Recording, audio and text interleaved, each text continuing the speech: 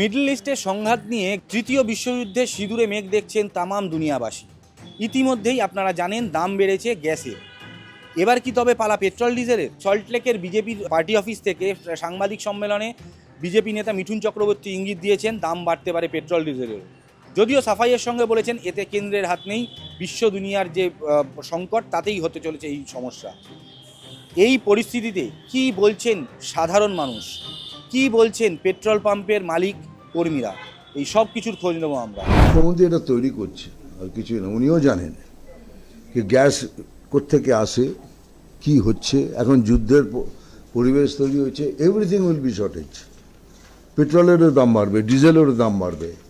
সেটা কি ইন্ডিয়া বাড়াচ্ছে? তেলের দাম বাড়বে, একটা মাথায় একটা চাপ পড়বে, সেটা এক্সট্রা একটা যেটা টাকা যাবে, ফ্যামিলি চালাতেও প্রবলেম হবে। কেন কি তেলের খরচা একটা রোজ দিন ট্রান্সপোর্টের ব্যাপার থাকে, তো একটা জায়গা থেকে আরেকটা জায়গায় যেতে গেলে কতটা কি তেল লাগবে, কতটা খরচা পড়বে, সেটা আগে থেকে এস্টিমেট করে একটা মাথা নিয়ে চলতে হবে। এবার প্যানিক, দেখুন আমার প্যানিক তো আমাকে তেল ভরাতেই হবে, সেটা আমাকে যাতায়াত করতে হবে, তেল তো ভরাতেই হবে, সে যত টাকাই হয়ে যায় সেটা ভরাতে হবে। কিন্তু তেল যদি সেই হয়ে যায়, সেটা ফ্যাক্টরি ইন্ডাস্ট্রিগুলো সাপ্লাইগুলো সেইগুলো চেঞ্জ হয়ে গেলে এমনি সবার লাইফ হয়ে যাবে। দৈনিক যেই জীবনে যেগুলো কাজকর্ম সেগুলো সব বন্ধ হয়ে যাবে। একটা চিন্তা থাকবে, বাড়িতে সবার ফ্যামিলি আছে, সেগুলো দিয়ে পয়সা কোথা থেকে আসবে, বা তেলের খরচা বাড়লে সব কিছুই একটা চাপের ব্যাপার। যুদ্ধ তো আর আমাদের হাতে নেই আটকানো। এবার যদি ঠিক হয় তাহলে আমাদের সবার পাবলিকের জন্য সেম প্রাইস এখনো আটকে থাকবে। যদি এবার বাড়তে থাকে তাহলে প্রাইস আপ যাবেই, কিছু করার নেই। দাম বাড়বেই যদি এভাবে যুদ্ধ চলতে থাকে। আর ইন্ডিয়া যদিও বা এর মাঝখানে কোনো ইনভলভমেন্ট নেই, কিন্তু পুরো দুনিয়াকে তো ভুগতেই হবে। ওরা যে লস যে খাচ্ছে, ওদেরকেও তো কোথাও থেকে ওদেরকে মানে রিকভার তো করতেই হবে। ওদের এই তেলেরই সব থেকে বড়ো সাপ্লাই, তো ওইটারই ওরা দাম বাড়াবে, সব জিনিস আরও ট্যারিফ বাড়াবে। আমাদের এমনি মিডিল ক্লাস ফ্যামিলি, আমরা যেমনি মিডিল ক্লাস থেকে বিলং করি, আমাদের ছোটোবেলা থেকেই এখনও স্ট্রাগল চলছে, ফিউচারেও চলতে থাকবে। এবার যদি গভর্নমেন্ট কিছু করতে পারে খুব ভালো, নাহলে আমরা এমনি কমসে কম আমাদের तो এমনি দম আছে নিয়ে ফ্যামিলিকে চালানো, এইভাবেই চালাবো। बहुत इफेक्ट पड़ता है। प्रॉब्लम ये होती है कि जो सैलरी पर्सन होते हैं कि उनकी जो सैलरी होती है वो एक अमाउंट में होती है, तो उसमें क्या होता है कि सैलरी तो आपकी फिक्स है और खर्चे इस तरह से जो डिवाइड होते हैं और बढ़ते हैं, तो प्रॉब्लम होती है कहीं ना कहीं जीवन में। এই মুহূর্তে সেরকম কিছু আমি প্যানিকই অবস্থা দেখতে পাচ্ছি না এই মুহূর্তে। তবে হ্যাঁ, যদি সত্যিকারের যদি যুদ্ধ লাগে বা সেরকম কিছু পরিস্থিতি সৃষ্টি হয়, সেক্ষেত্রে কিছু তো মানুষ প্যানিকই হবেন, বা তখন একটু ট্যাঙ্ক ফুল করার প্রবণতা বাড়বে, বা কিছু সঞ্চয় রাখার একটা চেষ্টা চালাবে। এটা তো স্বাভাবিক।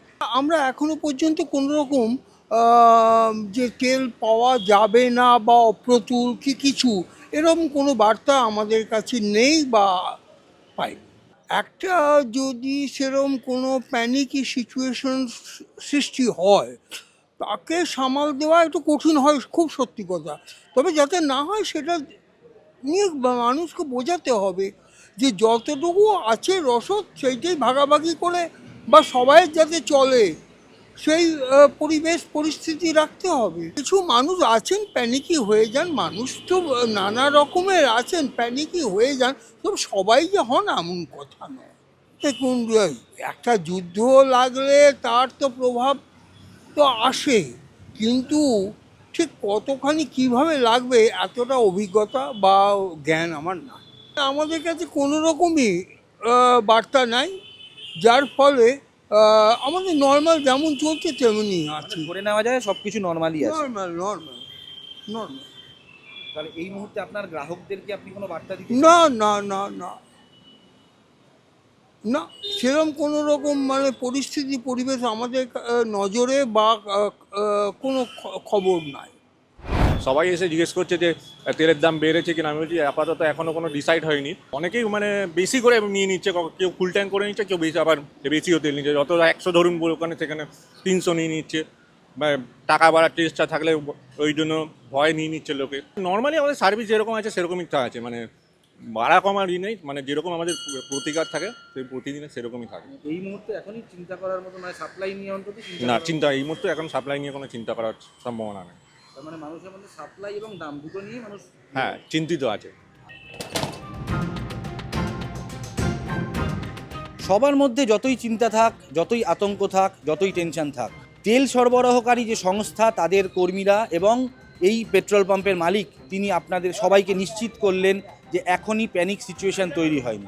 একই সঙ্গে অনুরোধ করলেন প্যানিকের বশে, চিন্তার বশে অতিরিক্ত স্টক যেন কেউ না করেন, সেক্ষেত্রে কিন্তু অবশ্যই দেখা দিতে পারে ঘাটতি। এই ধরনের অন্যান্য আরও খবরের জন্য নজর রাখুন সংবাদপ্রতিদিন.in-এ। ক্যামেরায় শুভ্ররূপ বন্দ্যোপাধ্যায়ের সঙ্গে আমি সোমনাথ রায়। ফলো করুন সংবাদ প্রতিদিন ডিজিটাল।